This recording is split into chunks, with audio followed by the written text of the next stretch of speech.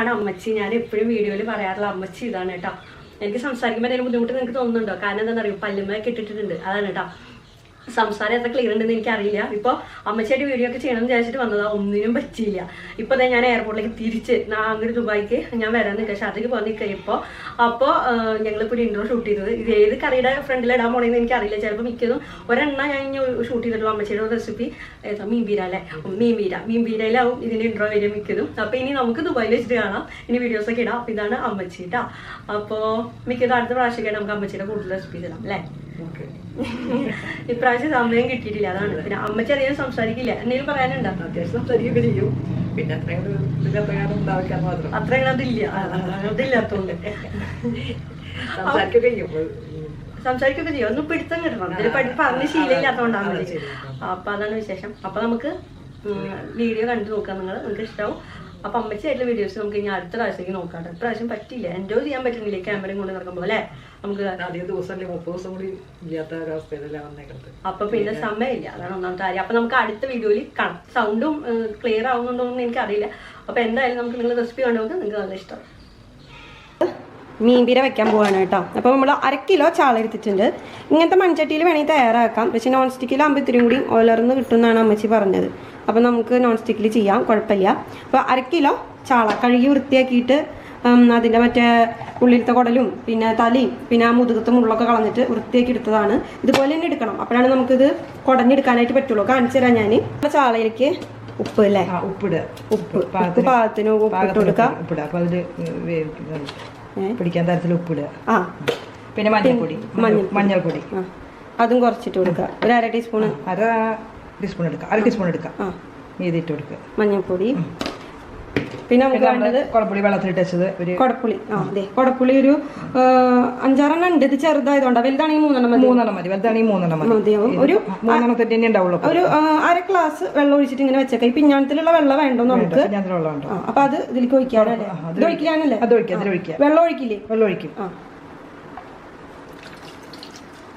വെള്ളം ഒഴിക്കുക. അതിന് കൂട്ടി തിരുമ്മ. ഇത് മുള്ളു വേർപ്പെടുത്തി പോരാനാണ് ഇങ്ങനെ കാണിക്കുന്നത്.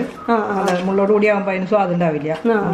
അതായത് അമ്മച്ചി പറയുന്നത് എന്താന്ന് വെച്ചാൽ നമ്മള് ഈ നോൺ സ്റ്റിക്കില് ചെയ്യണത് എന്താന്നുള്ളതാണ് അമ്മച്ചി പറഞ്ഞിട്ടോ. ചട്ടിയിലാവുമ്പോൾ അടി പിടിക്കും. അതെ, നമുക്ക് ഈ മുള്ളു വേറെടുത്ത് കിട്ടാനെങ്കിൽ ഇപ്പൊ നിങ്ങൾക്ക് മുള്ളു പ്രശ്നമില്ലാത്തവരാണെങ്കിൽ ചാളയും തേങ്ങയും എല്ലാം കൂടി ഇതിൽ തന്നെ ഇട്ടിട്ട് നിങ്ങൾക്ക് വേവിച്ചെടുക്കാം. അപ്പൊ ചാളയിൽ നിന്ന് വെള്ളം ഇറങ്ങുമ്പോൾ അടിക്ക് പിടിക്കില്ല. ഇത് നമ്മള് മുള്ളു വേറെടുത്തിട്ടാണ് ഇനി നമ്മൾ ഉലർത്തി എടുക്കുന്നത്, പീര പോലെ, തീരെ വെള്ളം ഇല്ലാതെ.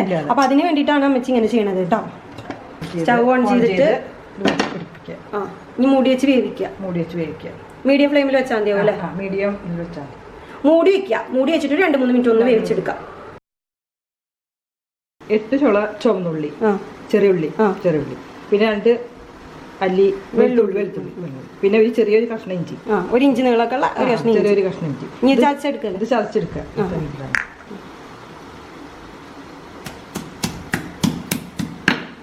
നമ്മുടെ വീട്ടിലെ കോഴിയാണ്. എൻ്റെ അപ്പച്ചൻ ചമ്മന്തി ഉണ്ടാക്കാനൊക്കെ ആയിട്ട് ഉണ്ടാക്കിച്ചതാണ് കേട്ടോ. നമ്മുടെ വീട്ടില് പച്ചമുളകും പഴംപുളിയൊക്കെ ഇട്ടിട്ട് പിന്നെ ഇരുമ്പാമ്പുളി ചുട്ടിട്ട് ചമ്മന്തി അരക്കുക.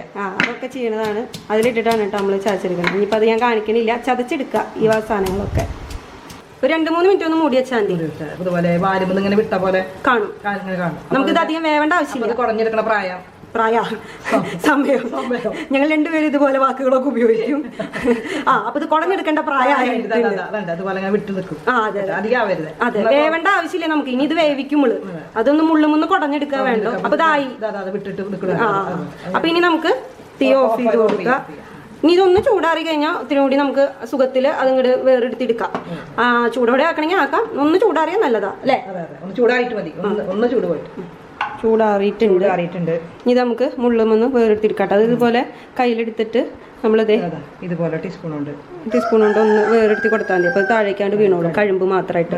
മുള്ള് ഇപ്പറ നിൽക്കും ചെയ്യും. അതിനാണ് ഞാൻ ആ തല മുറിച്ച് കളയാൻ പറഞ്ഞത് നിങ്ങളുടെ അടുത്തിട്ടാ. അപ്പോൾ തലി ഉണ്ടെങ്കിൽ ഇവിടെ നമ്മുടെ ഒരു സംഗതി ഉണ്ടാവും ഇവിടെ. അതെ, ഇതുപോലെ വാല് ഒരു സ്വല്പം വേണം. അപ്പം നമുക്ക് ഇങ്ങനെ കൈ പിടിച്ച് ചെയ്യാനും പറ്റും. ഇത് വേണ്ട, ഇതുപോലെ ആക്കി കൊടുക്കുക. വേണ്ട, വൃത്തിയായിട്ട് കിട്ടും നമുക്ക്. 1-2 ചെറിയ നാരി പോലത്തെ വയറിൻ്റെ അവിടുത്തെ 1-2 മുള്ളുണ്ടാവും. അത് പ്രശ്നമുള്ളതല്ല. അത് നമുക്ക് കടിച്ചാലും മുറിയണതാ. ഈ വലിയ സാധനങ്ങൾ പോകുന്ന കിട്ടും നമുക്ക് വൃത്തിയിൽ.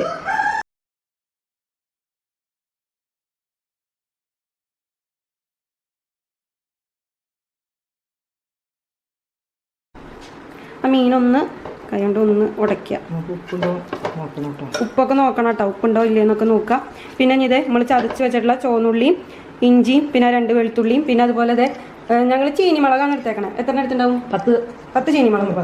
പിന്നെ അങ്ങാടി മുളകാണെങ്കിൽ ഒരു 5 മതി. പിന്നെ എരിവിന്റെ ഇഷ്ടത്തിനനുസരിച്ച് കൂട്ടി ആക്കാം. പിന്നെ തേങ്ങ 1/2 മുറി എടുത്തിട്ടുണ്ട് കേട്ടോ ചിരകിയത്. പിന്നെ ഒരു പിടി വേപ്പില.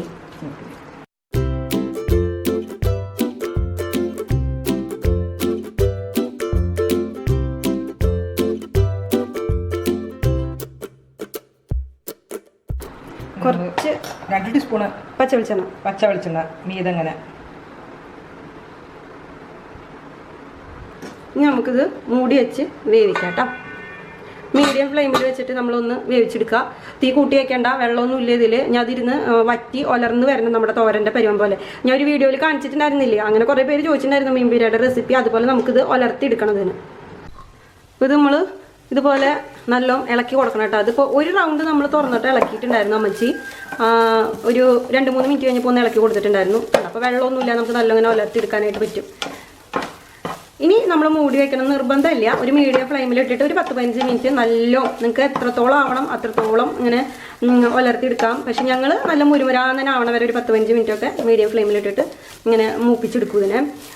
പിന്നെ വെളിച്ചെണ്ണ വേണമെങ്കിൽ നിങ്ങൾക്ക് ഇഷ്ടമാണെങ്കിൽ ഇനി ഒഴിച്ചു കൊടുക്കാം. ഞങ്ങൾ ഇടയ്ക്ക് ഒരു 2 സ്പൂൺ. അപ്പോൾ നമ്മുടെ മീൻ പീര ഇവിടെ റെഡി ആയി വന്നിട്ടുണ്ട് കേട്ടോ. അപ്പോൾ എല്ലാവരും തയ്യാറാക്കി നോക്കിക്കോളോ. ഇഷ്ടമായി കഴിഞ്ഞാൽ ലൈക്ക് ചെയ്യാനും കമൻറ്റ് ചെയ്യാനും ഷെയർ ചെയ്യാനും മറക്കരുത്.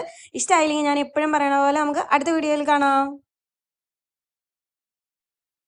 ഇപ്പുറത്ത് അമ്മച്ചി ഞാൻ പറയാറില്ലേ ചേന ബീഫ് ഇട്ടിട്ട് വെക്കും ഞങ്ങളുടെ അവിടെ എന്നുള്ളത്, കൂട്ടാൻ റെഡിയാക്കി വെച്ചിട്ടുണ്ട്.